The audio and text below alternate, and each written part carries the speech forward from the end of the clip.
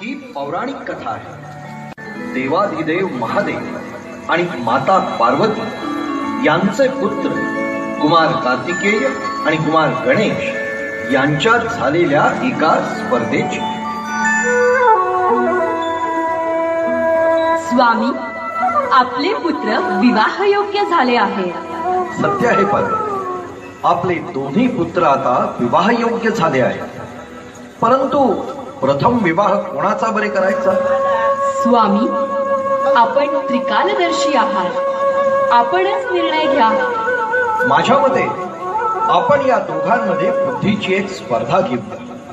जो या स्पर्धेमध्ये प्रथम येईल त्याचा विवाह आपण प्रथम करू। आपण त्या दोघांना एक पृथ्वी प्रदक्षिणा करायला सांगू। जो प्रथम पृथ्वी प्रदक्षिणा पूर्ण करेल त्याचा विवाह आपण प्रथम करू।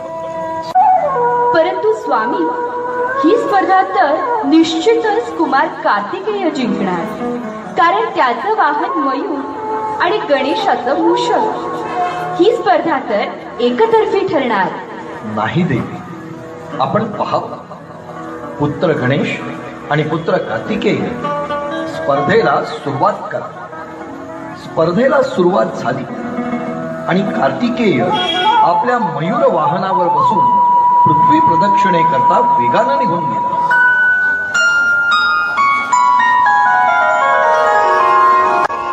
आपल्या माता पित्यांना आसनस्थ करून बुद्धिमान गणेशानं आपल्या माता पित्यांनाच प्रदक्षिणा केली।